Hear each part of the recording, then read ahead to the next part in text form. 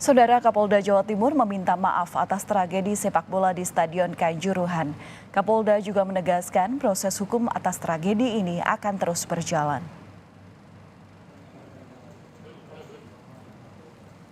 Permintaan maaf ini, saudara, disampaikan oleh Kapolda Jawa Timur setelah mengunjungi korban tragedi Kanjuruhan di Rumah Sakit Saiful Anwar, Malang.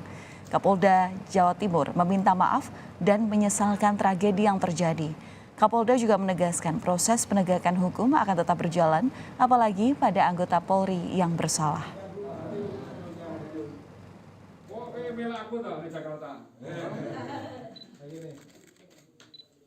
Saya selaku Kapolda ikut prihatin dan turut menyesal, sekaligus minta maaf di dalam proses pengamanan yang sedang berjalan ada kekurangan. Ke depan kami akan mengevaluasi bersama-sama dengan panitia pelaksana, kemudian dengan Presiden Liga dan PSSI, sehingga harapannya pertandingan sepak bola ke depan, pertandingan sepak bola yang aman, nyaman, dan bisa menggerakkan ekonomi.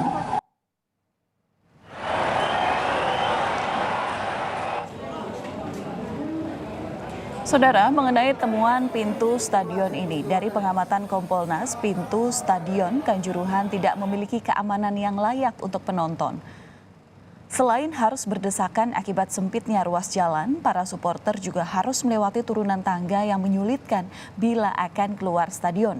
Laboratorium Forensik Polri juga tengah menginvestigasi 6 CCTV di sejumlah pintu yang menjadi lokasi krusial saat tragedi terjadi.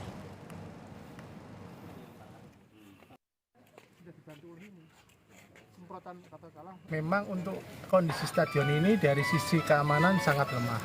Pertama adalah tempat-tempat evakuasi itu kalau kita perhatikan dalam keadaan normal pun berbahaya. Normal ya berbahaya, apalagi darurat. Ada tembakan gas air mata dan itu menimbulkan kepanikan orang, apalagi seperti itu.